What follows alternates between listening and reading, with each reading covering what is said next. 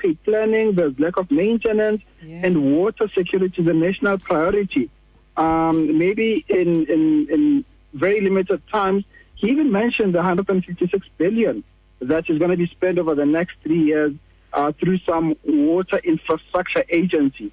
And therefore, maybe the local government, I mean, coming back to your question, Mapaseka, the question of the local government elections was less, was lower volume compared to the local government challenges that we currently have.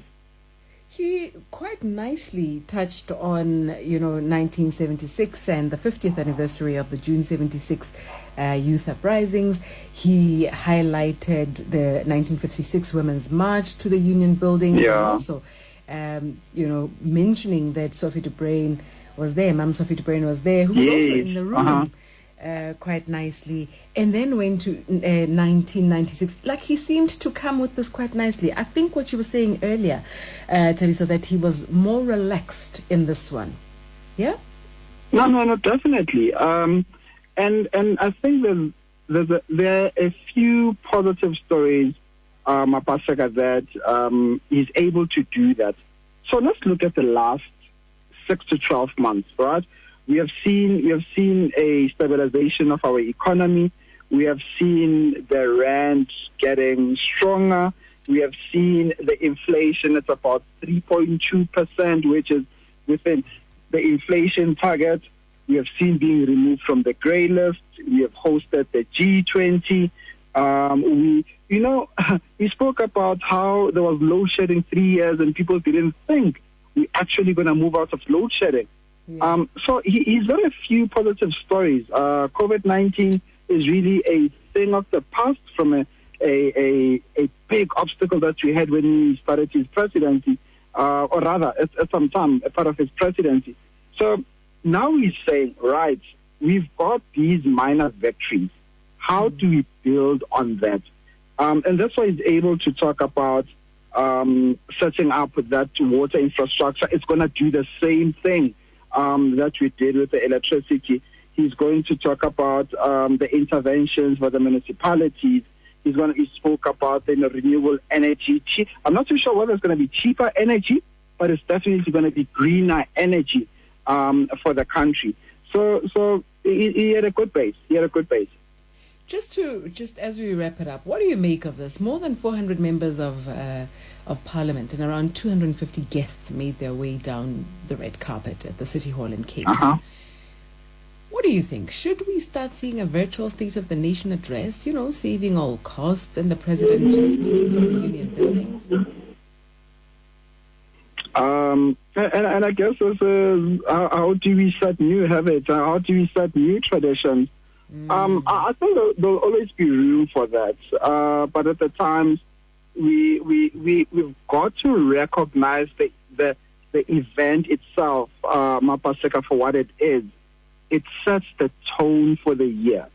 And many of my engagements, I would say, even if you had to start a brand new project, you would want to have a read of the room. You'd want to have people there. And of course, subsequently, you could have it virtually. So, I would say yes, there might be considerations as to how do we make it more cost effective, but do not reduce the significance of opening of his statement and his intentions when we start the year.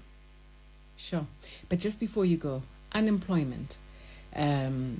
He's talking about the official unemployment rate and how it's looking better, prospects. He said a lot of positives. Yeah? When you listened to him today, he sounded like, no, man, it's okay, we're ticking a lot of boxes. So can we walk away from this one with the thinking of there is a positivity in the air? We've got to use something as a springboard. So if you start off by saying year on year, numbers wise, we are 1.3% better. This is not significant. But with that, to then say, right, how do we move forward? When you're coming from a negative, it's very difficult sometimes to formulate a plan. But when you say, right, we have made some few steps, we've taken a few steps in the positive direction, how do we expand on this?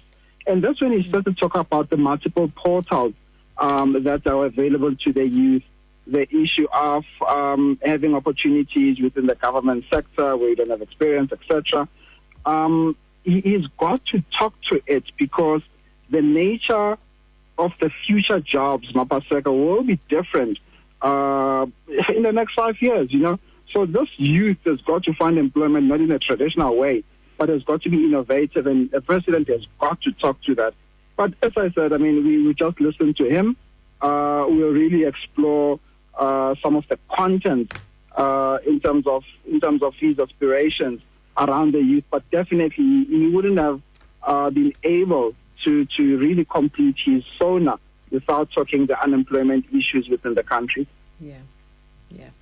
Definitely appreciate your time and your analysis there, Thabiso. Making time for us. Always a pleasure to hear from you. Thank you, Mapaseka.